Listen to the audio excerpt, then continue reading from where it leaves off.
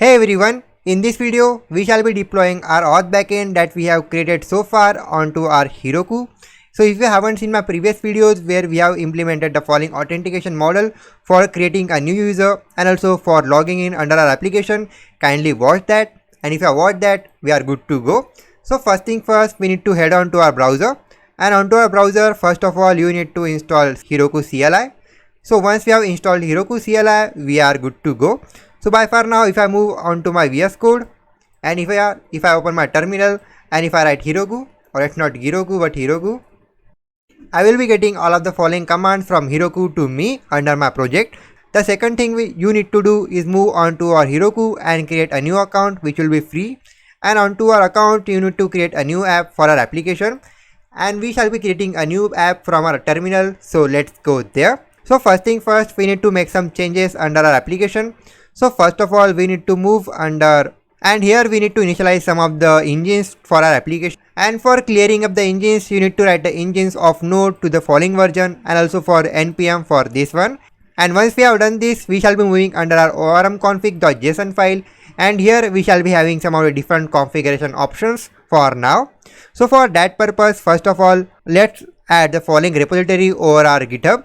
So for that purpose, let's open our terminal, let's clear it once, and I will be moving on onto my browser, and here I will be creating a new repository known as shopx, just like this, and here it will be private for now. Cool. So now let's create a new repository. Cool. So now first of all let's go onto our this thing, and here I have git init, and after git init, first of all we need to go under our entire folder and add here a git ignore file.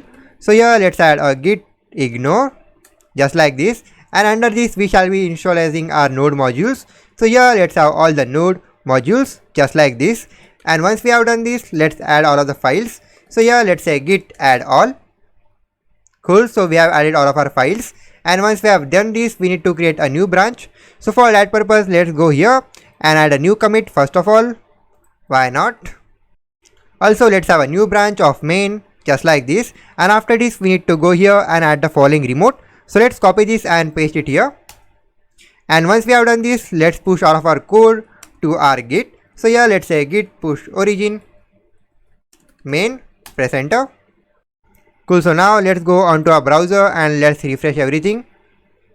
Cool. So we have got our entire repository here up and ready. So by far now let's go back, and here first of all let's clear it once and log in under our Heroku.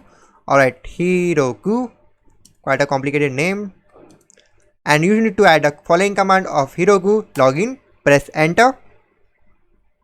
Cool. So you need to press enter one more time. Alright, let's go onto our browser just like this and have a Heroku login, press enter. Let's go back. Cool. So now we are logged in, so I will be creating a new project onto my Heroku. So here let's have Heroku create shopx. Let's see whether the following project name is available or not. Alright, the following thing is taken, so let's say shopx app. Cool. So the following thing is up and ready. So now once we have created our shopx app, we shall be moving on to the following Heroku personal apps. Let's refresh it once. Cool. So here you can see we have created a shopx app, so let's move under it. And first of all, what we need to do for deploying our Postgres over it is to add some add-ons. So for that purpose, we need to configure some add-ons. And here under the search engine, you need to add here a Postgres, that is Heroku Postgres. Cool. Freeform. Cool. So once we have done this, we have now successfully attached a database over our Heroku. So now the next thing we gotta do is move under my settings, and onto my settings, if I reveal my config variables, you can see we'll be getting the following database URL which will be helping us in managing our database with our application. But the next thing we gotta do is move on to the following symbol, that is icon, and from here you need to paste on data, and once you have reached onto our data, you need to go under the following Postgres, that is our plan of hobby dev, and onto my Postgres you can see I have my 0 tables and data size is 7.9 MB, but we don't need this. We need to go under our settings, and here we need to view our database credentials. So these are all of my database credentials you can see by far now. So first of all you need to copy your entire host from this side, and here onto our project you need to remove the following config variables, and instead of that you need to provide here a host to be the following host, that we have copied. So let's paste your host here, and we shall be doing same thing for the entire thing. So once you have added everything under your connection options, you need to add here one more thing of URL.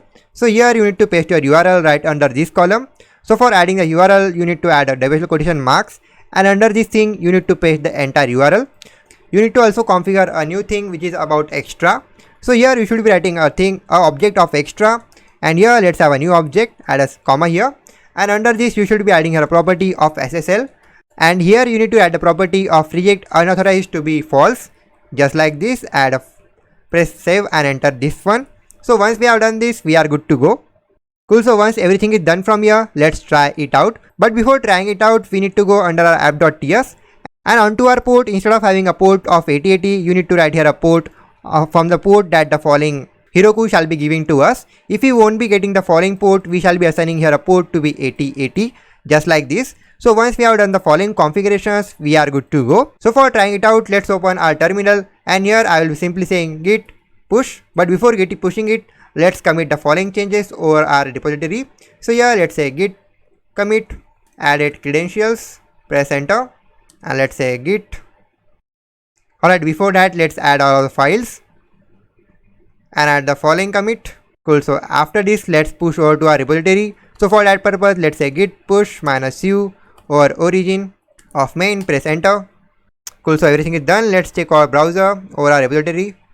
Cool, so now let's try it out. So now before trying it out, we shall be moving under our routes. So here let's go under our routes and define a default home page for our entire thing. So here let's add a default route, why not? And under this let's get everything from here.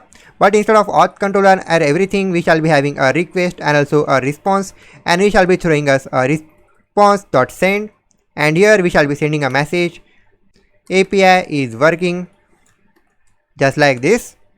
Alright, we need a key here, so let's say message for my following value. Cool, so now let's try it out. But before trying it out, we need to push the following changes or git repo, so let's add git add. Cool, so now let's push the following changes over our Heroku. So for that purpose, you need to write git push over Heroku on main branch, press enter. Now the following thing might take some 3 to 4 minutes, so let's wait for it.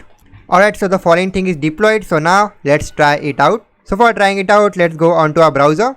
Let's go here onto the following application. Let's go back under overview, and here you can see we have got our two different tables, because the following tables shall be consisting of migration and also of the users. So now let's go on to our Heroku or personal apps. Cool, so let's go under our ShopX, and if you see, the following changes are being seen here. Cool, so now let's open our application from this side. So onto our message, you can see we'll be getting the message of API is working, congratulations. So now let's test and try it. So for trying it out, let's copy the following URL from this side, and let's go over our Postman, and onto our Postman let's open a new tab. Cool, so let's paste everything here, and here if you go under our code. Cool, so let's go back under our code and let's check all of the routes. So first of all, let's log in under our application. So for logging in, let's go back onto our Postman and add the following path. Alright, I just messed up everything. So here I should be adding a path of user/login, just like this, and we need to add a post request, just like this. So onto our body, let's copy the following username. Let's go onto our raw, let's send a JSON request. Let's add the following data of username and also a user password. So here let's have a username and user password, and the password I guess was panda itself, so let's add panda. Let's send a post request.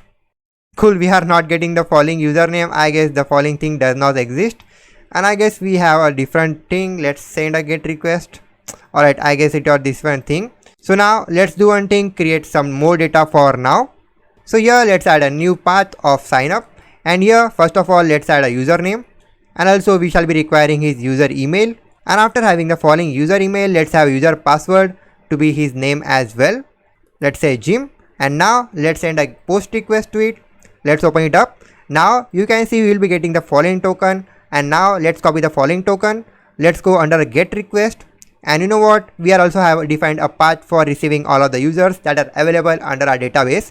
So here let's go under headers and add here a new key of authorization, just like this, and add the following token here.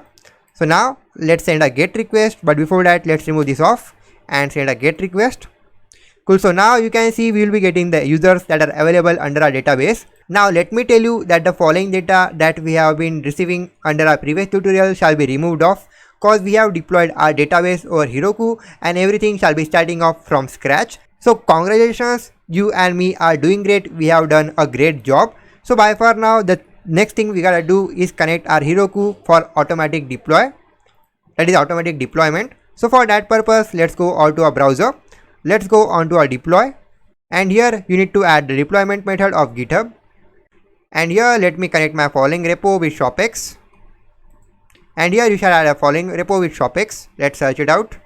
Cool. So I have my repo of ShopX. Let's connect it out. So once everything is connected, we can go at the bottom and add here a property of enable automatic deploys. Cool. So following automatic deploys are enabled. So now let's test it out. Why not? So for testing it out, we shall be moving under our code and make some changes. So for having some changes, what we shall be doing is go under our repository of authentication. Let's go here. And now the next thing we gotta do is remove the following bearer token from our authentication for simply receiving all of the user data. So now what I will be doing is simply receiving all of my user data. So for that, let's copy the following thing from here and let's remove everything from this side. Let's add a try block. Under try block, let's add this thing, and also we shall be receiving a catch block. So let's catch the error and send the error as a response. So let's say response.send the following error. Cool. So now let's try it out. So for trying it out, let's go over to our terminal. Let's add git add all.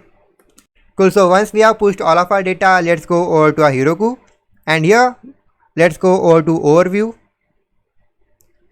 And now if I refresh my entire thing, here you can see the deployment has started, that is build is in progress. And if you check our build, that is build progress, you can see the following thing shall be updated because we are now recently made some changes over to our Git. That is, if I refresh my entire page, you can see we have made some changes and the following changes shall be automatically deployed over to our Heroku. This is awesome, isn't it? So in this way, you can perform all of the following changes with the help of Heroku and also with the help of Postgres of Heroku. So let's wait for it and deploy some more changes over this as well. Cool. So our application is ready. So let's close it up and open it one more time.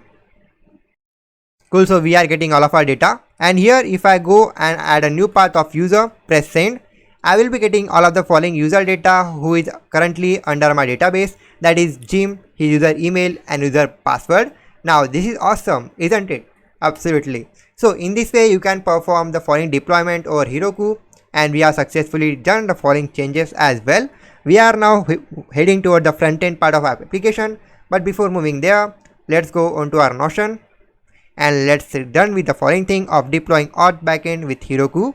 So with that said, I will see you in the next one while integrating our backend authentication with the front end over Flutter. So till then, if you have loved this tutorial, hit that like button. I will see you in the next one. Goodbye.